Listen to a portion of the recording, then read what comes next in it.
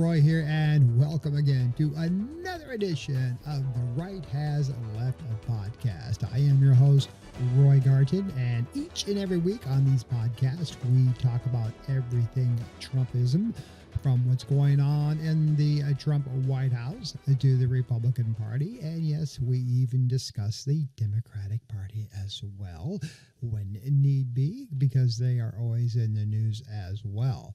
So let's go ahead and get started right off with some breaking news before we get into the crux of what I want to talk about on these podcasts. And that is going to be starting off with the discussion of naming a new aircraft carrier after this gentleman. And this gentleman is Doris Miller. He was a hero during World War II. If you've watched a lot of Pearl Harbor attack movies, Pearl Harbor, of course, was the first base attack by the Japanese back in the early 1940s. He was the guy that took over a machine gun and without any training and started shooting down Japanese Zeros. Now, what is sad about this, and this gentleman had won the second highest Navy award that you could get. Well, Navy leadership, although they already previously said that they're going to name an aircraft carrier after him, well, now they're discussing renaming a Navy aircraft carrier after President Donald Trump, according to two U.S. officials.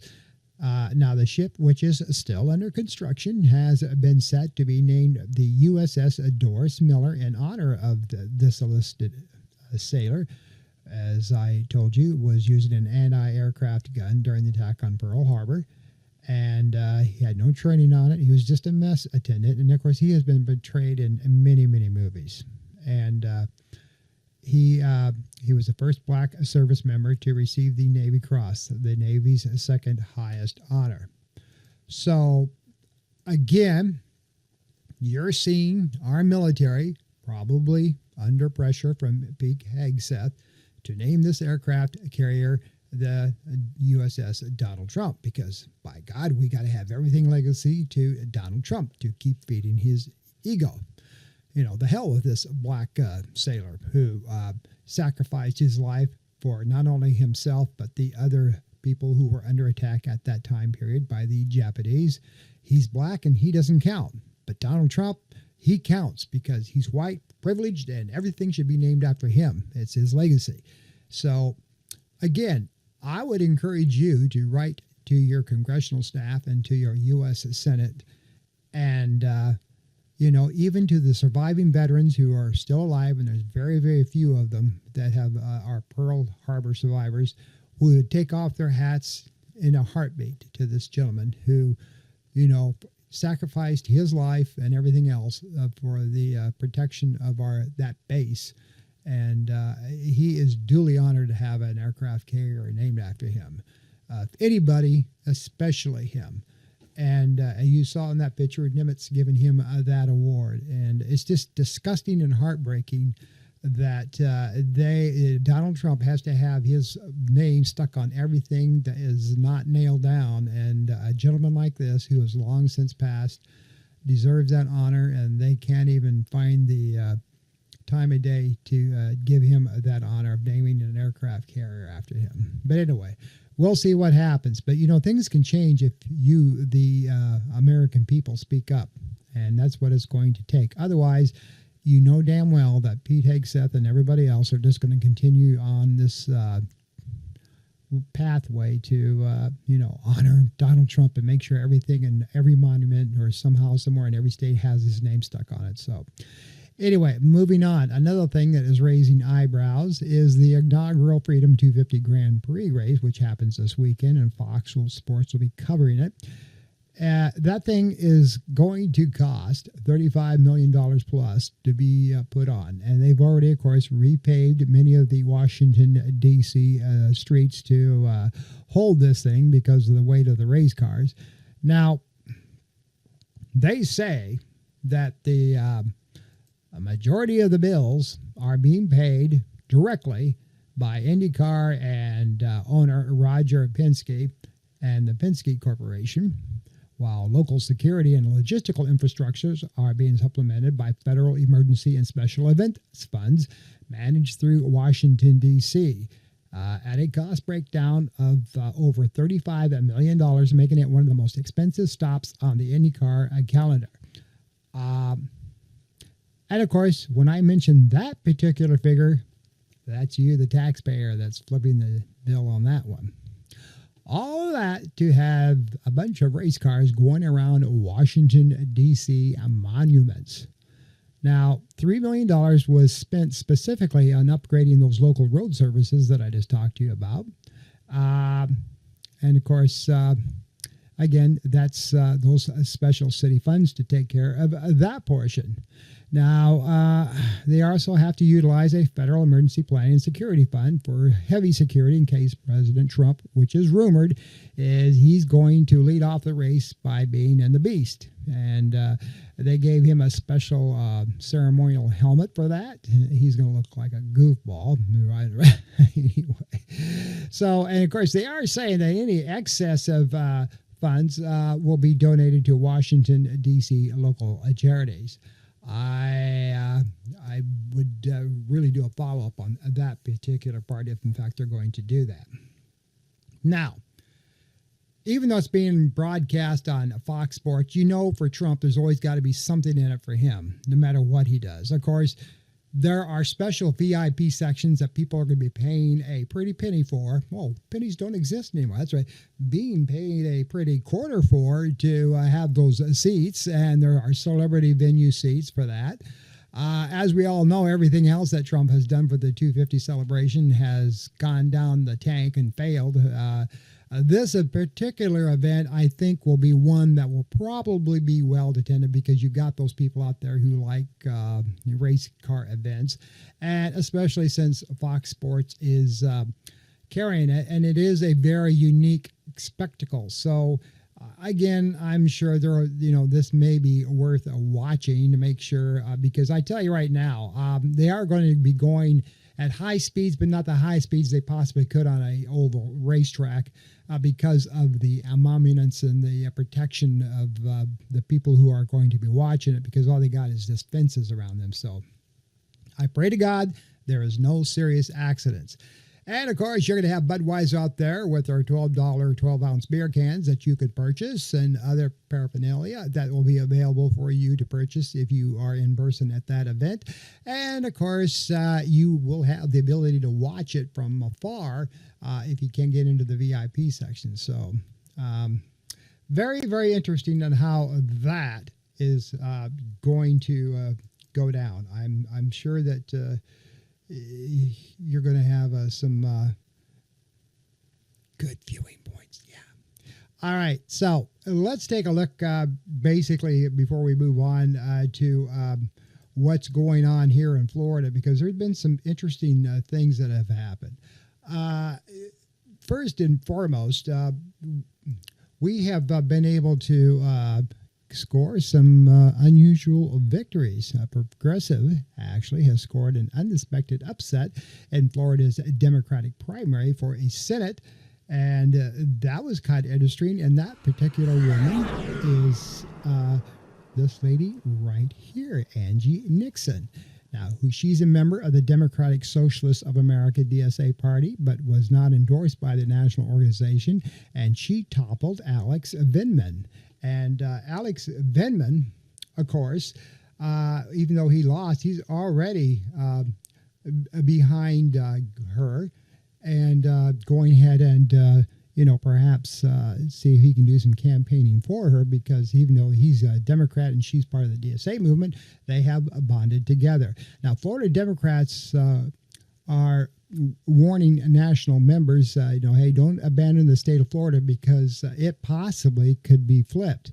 And this woman is already on the warpath. And I don't mean that like aggressively, but what I'm saying warpath is she's already out there campaigning, knocking on doors and trying to, get the votes out. And she is well liked, especially up in the Jacksonville area, which is part of her district. She is a state of Florida representative already.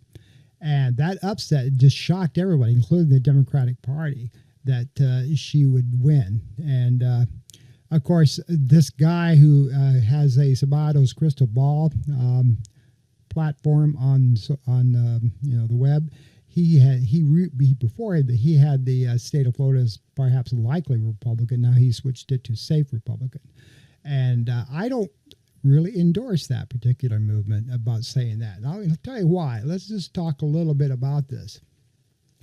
First and foremost, why did Angie win? Not so much because of the fad and the spectacle of socialist democratic movement, because they were picking up votes everywhere.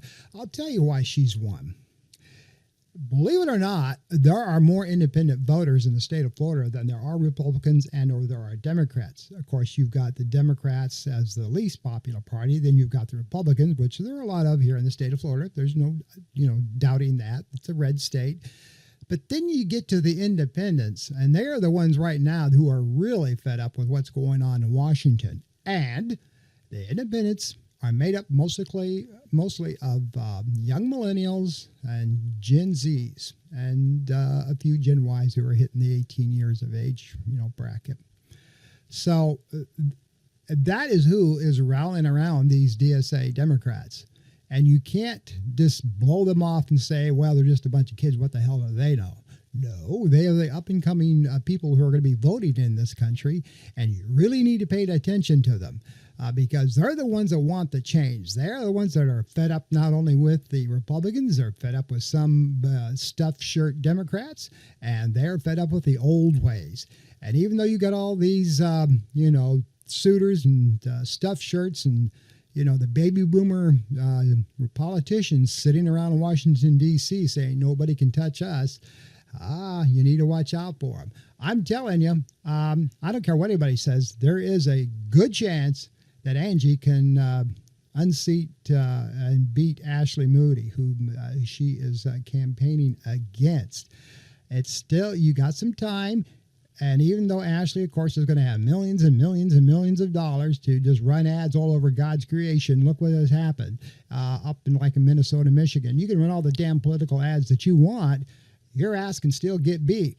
And that was already proven. So don't consider the fact that you can saturate the market with ads on social media and on, television, and you're just going to win because they get sick and tired of seeing your face and go to polls. Well, hey, that's Ashley Moody. Let's just vote for her. It's already been proven that people like to see a face. And Angie knocks on doors, and she's well liked, and she is very sincere. And I really think that she'll give Ashley Moody a run for her money. Will she win? I don't know. But I don't think that people just need to play this off like, well, she's a DSA Democrat, so this thing's over with. I would call bullshit on that because you just have no idea. Now, let's move on to what else happened during the primaries. Donald Trump also suffered a pair of losses in the Florida primaries and another one in Wyoming this past Tuesday, as three of his endorsed candidates were defeated in key primaries, showing the limits of his influence with staggering approval numbers. And I say staggering, I mean they are going down. Now, one of those people that he got his hind end beat by was this gentleman, Corey Mills. He is done and over with. Now, what happened with Corey is not only did he get beat, but of course he is under investigation for many, many crimes, including assault and battery and a few other things that have been going on with him. So he also got pissed off. Here, I should bring up this something. Here in Florida, he got caught going through some people's mail when he was trying to do some door knocking. It didn't work out too good for him. So the Ring camera caught him doing that. So And of course, Donald Trump, he lost his endorsement at the very end. In fact, it was said that, somebody called Trump or Trump called to Corey and said, you really need to get out of this race. And this just didn't happen. So who beat Corey? Mills? Well, the gentleman on the right, Ryan Elijah, he won by double digits. And he was actually one of the among the president's strongest supporters in Congress since he first was elected in 2022, but he has faced mounting controversy amid a House Ethics Committee probe in his conduct, and that I'm talking about Mills right now. And so this is what's going to be your battle now. Ryan Elijah is going to be going against Bale Dalton in the District 7 area, which Mills originally represented. And keep in mind that he has not been arrested or charged with a crime, but an ex-girlfriend of his was granted a restraining order against him for harassment last fall. And then he also got in trouble in Washington, D.C. And another thing that's going on here that I kind of want to talk about, because this is also just kind of breaking here in Florida. So Mike Hartopoulos, who endorsed Elijah, whom I just showed you on the screen earlier this month, that he won. He was doing some behind-the-scenes stuff, which even fellow Republicans were saying is a little sketchy about getting Mills out of there, because Mike said that I said we need to save this seat because it is vulnerable if we don't, because we need to keep the House. So he was doing some behind-the-scenes politicking and getting some other people there to support this other gentleman on the right there, Ryan, and he's brand new. He's a former newscaster. This guy has absolutely zero political experience, but they got him elected to get the other guy out. What he was doing in Washington was campaigning and getting some key people to support Ryan, and that did happen, and to get Mills out of there. And it worked. But like I said, there are some mainstream Republicans who are really upset at Mike Hartopoulos for doing that, and thought it was kind of cagey the way he went about it. So whether this is going to work or not, I have no idea, because a lot of people also haven't heard of Bale Dalton, but he is a he's a veteran. He has fought for our country. And he's also doing some campaigning, and his numbers are starting to tick up too. So it'll be an interesting race this fall, how that goes about, whether or not he will win. Now, of course, another thing that's going on here in Florida is Brian Donalds and the Jolly race. Both of them won their respective primaries and are going to go on into November to see who is going to win that. Again, a lot of people like Jolly. His name is very familiar here in the state of Florida, where Brian Donalds also has some baggage too. He's had some criminal activity against him when he was much younger. Not to say that's going to affect anything, but we will see how that goes down the road, whether or not either one of those candidates are going to make it. So, like I said, Trump, like I said, a lot of his people he was endorsing didn't make it. And that's because Trump's popularity is starting to dwindle. And a lot of these people that, are beginning to say, do I really want my name attached to Donald Trump when I run in my respective race? Is having his name endorsing me really going to work? Now we're talking about Darlene Graham. She actually had a debate, which she did very, very poorly in because she's so new to this, and she basically got trounced by her opponent in the debate. She's the sister of her late brother, Lindsey Graham, and even though she's very popular, she's going to be facing Ralph Norman in a runoff.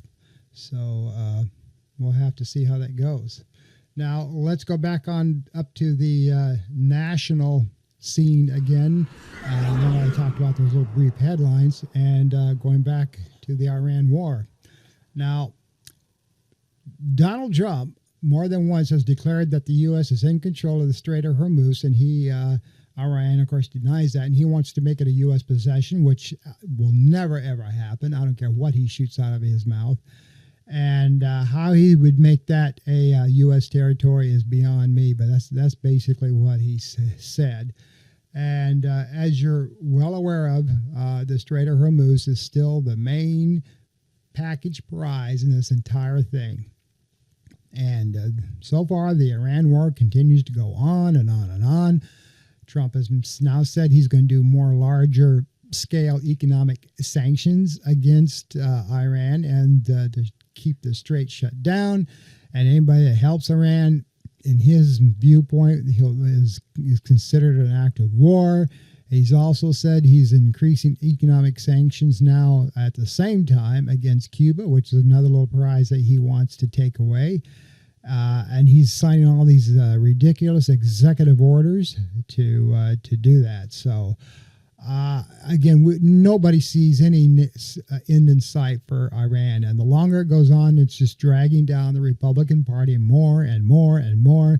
And as these people get out there and try to campaign and, still trying to say, I support the president and blah, blah, blah, blah, blah, you're getting people looking at them go, if you do, I'm done with you. It's even showing up here in Florida where people just getting sick and tired of this Iran war. And Trump has started it, and he has no way of ending it. So we'll see how that goes there. And speaking of Donald Trump, now he just signed an executive order aimed at changing current practices for childhood vaccinations, which is another eyebrow raiser. And a warmly worded post to his Truth Social platform on Wednesday, Trump's announced that the White House press secretary also, Caroline Leavitt, will also be leaving. And oh boy, is that one there also making the headline news? Caroline Leavitt. Now, everybody is shocked that she is leaving. And I talked to you earlier on my previous podcast about why we all think she's leaving. It was because she was left behind on the older Air Force One when Trump and his little friend, Angie, and not Angie Nixon, I apologize, his little printer lady, escaped on the little food carrier truck to transfer to another aircraft to get away because of a possible Iranian threat on the old Air Force One. As you know, Caroline Leavitt, the press corps, and Secretary of State Marco Rubio was left on that aircraft. So what did Caroline Leavitt do just recently that kind of embarrassed the president? Well, watch this video and you'll kind of see what she did. Now, whether this was purposely released or not, but here's Trump, greeting people, and look at that unusually large thing sticking out of his butt there. And again, this is Caroline Leavitt's personal video. This is all looking great, and he's greeting people, and but maybe she's just doing it and didn't really notice, but I think she did. As you see Trump walk up there, look at what's going on with his hind end there. Very, very odd. Yeah. And again, that's Caroline Leavitt that shot that. Okay. And so again, what is all going on here?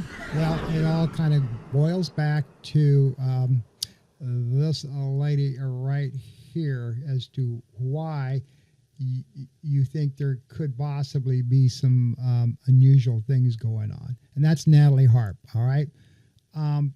Natalie Harp, of course, is really heavy in the news here lately. There's been some things going on. And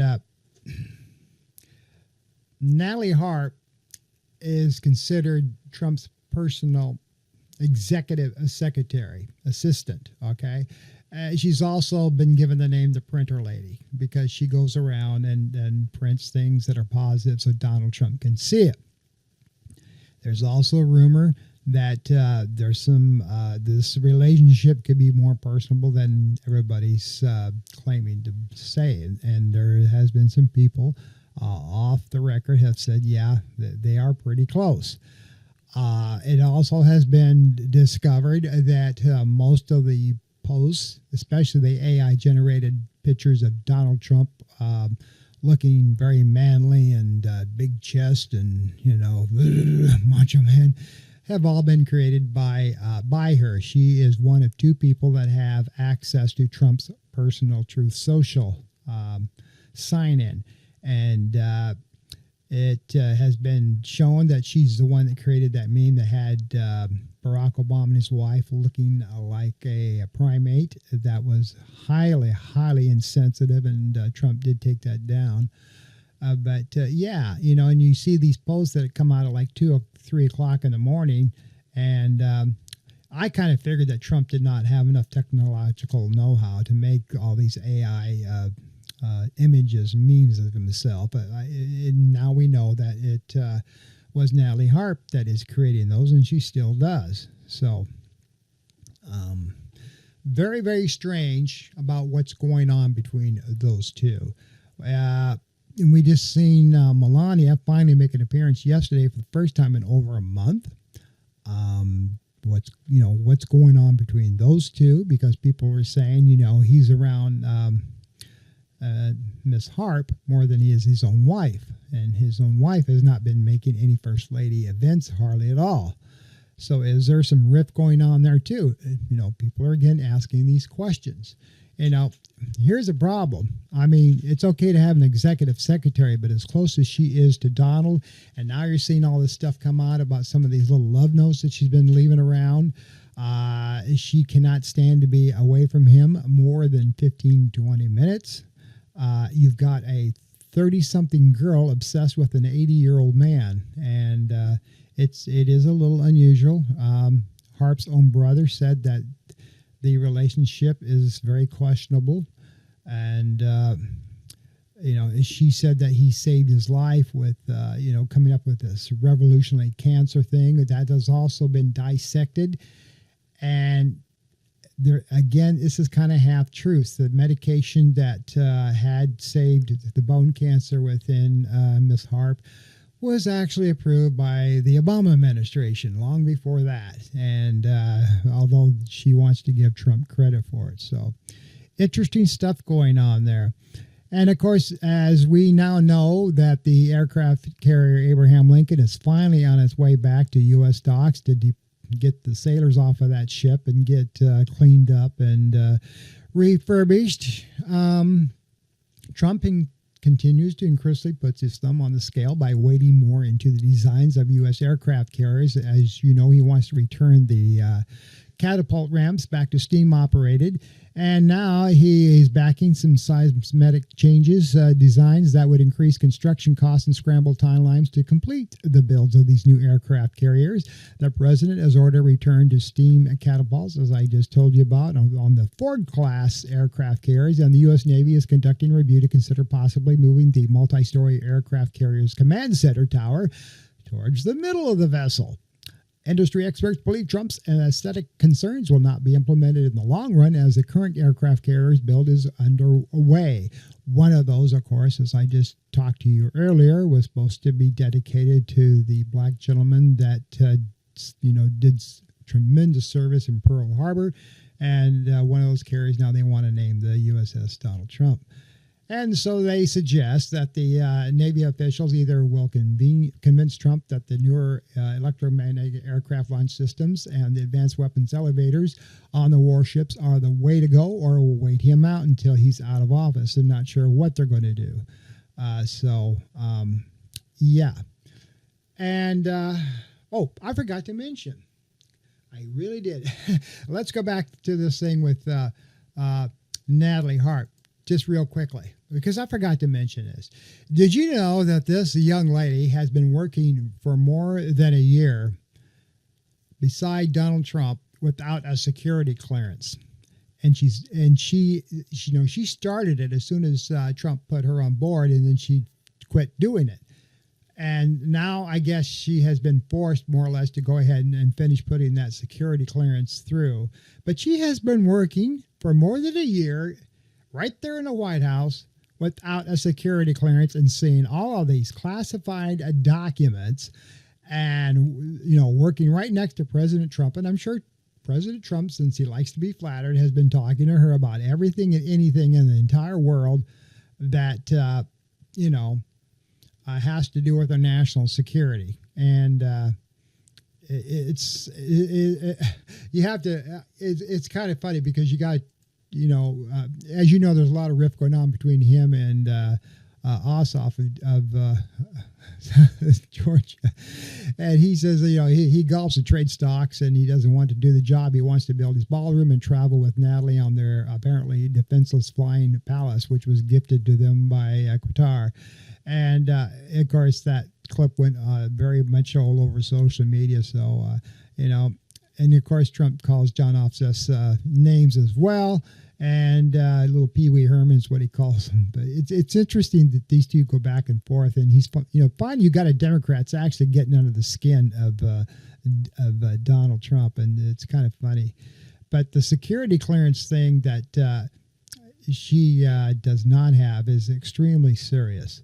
Because not everybody really knows what's going on with Natalie. They know that she gave that speech about her bone cancer, and that's understandable. And we wish her the best of luck, and it looks like she's done a lot of recovery. You never want to wish ill will on anybody, but not having security clearance and her closeness to Donald Trump and the notes that she's been leaving around, that there is a problem. Because the Secret Service, and they've admitted this, the Secret Service do not know how to handle her. They don't. Because, damn well, if they tried anything with her, Trump would have blow a gasket, So, and you can see wherever Donald Trump goes, Natalie's right there. I mean, no matter where he travels, Natalie is right there by his side, if not, about 10 feet back. And it's obvious she's up at 2 o'clock in the morning making these memes. We don't know where she's staying or, what goes on in the middle of the night after everybody's, put down for the evening. So it's interesting. And, I don't know. It's scary as all hell, with this girl as far as national security. The other thing that's been going on in the news, of course, Donald Trump, he cast his mail-in ballot for Florida after he already said limits on mail-in voting should be done. But for him, of course, that's different. He even defended himself when he did the mail-in ballot by saying, I get to do it because I'm the president. So, the hell with everybody else, but I get to do it because I'm the president. So just get off my back. If I want to do ballots by mail, I'm going to do it. But the rest of you cannot do it. But I can do it because I'm the president. So people are getting raising eyebrows about that. And the other thing big in the news is, of course, our now Attorney General, Todd Blanche, because he refused to say if the Department of Justice would always act independently of the White House, what they're supposed to do according to our Constitution, because, again, Trump appointed him, and Todd Blanche is Trump's little buddy, and as everybody on the cabinet is in the White House, if you're going to serve the President of the United States, you will serve him hell or high water. You will lick his boots, and you will do what I say. And when I say jump, you will say how high, Mr. President. So, of course, Blanche went on to say in that interview that, what I really mean is if Donald Trump would expect me to tell him no if I believe that's what should be, if the two disagreed on a legal matter. So instead of saying I serve the president, not the American people, but, I would tell the president no if I felt that something couldn't be done. Pam Bondi told the president no. What happened to her? She got fired. So there you go. But anyway, when he was on NBC News Meet the Press this past Sunday, the network's White House correspondent Kristen Welker asked the 52-year-old whether the DOJ should always act independently of the president, which you're supposed to do. And, of course, he said, there's a big difference between saying we will always do our job and investigate any case and act independently of the White House. That's what, Todd Blanche said. So Interesting stuff there, huh? So anyway, in conclusion of this particular podcast, we have got a lot of serious problems. We've got serious problems with our Navy personnel and the Marines that are on our aircraft carriers. They cannot get restocked because of the security issues of, in fact, one of our bases over there, U.S. bases, was, shelled. And the other ones, they don't dare bring battleships in there because they'll get shelled. They can't get, the only place they can get restocked is this little island, off in the Mediterranean, and the supplies for that has to come all the way from Hawaiian Islands, believe it or not. And that's just been recently investigated, and our press is doing a great job bringing out the real reasons what's going on here. And so now you've got the George Washington coming in, and they'll be stuck there too. All of our battleships have been out at sea longer than they're supposed to be, and supplies are dwindling. And so that, folks, has got to be taken care of. There's got to be a solution if you're going to put these battleships in there. And there is no solution because Donald Trump doesn't have any. It's just a damn crying shame. And it's a damn crying shame that we cannot get this black sailor a ship named after him for his courageous efforts that he did during Pearl Harbor. Trump has never served one day in the military. I don't care if he's our commander-in-chief today, but he's never served one day in the military. He hasn't have a ship named after him, and you got this guy here. The reason they're not to want to do it because he's black. It's just, and I'm sure the black community is going to, when this thing really gets out to the mainstream media, which I hope it does, they're going to raise holy hell because this guy who won the Navy Distinguished Navy Cross for his heroic efforts of taking an anti-aircraft machine gun and shooting down Zeros and risking his life like he did to save his other fellow sailors, no matter what the color of their skin was. This guy deserves a ship named after him. What a great legacy that would be. But again, you got the white privilege. You say, we can't do that. He's black. Can't do that. Well, name it after President Trump. He's great.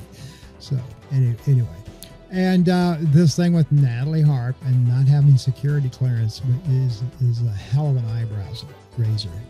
As close as she is to the president, all the things that she has heard and seen, I cannot believe that. People were shocked when they found out she never had any security clearance, and she's right by the guy's side day and night, almost 24/7.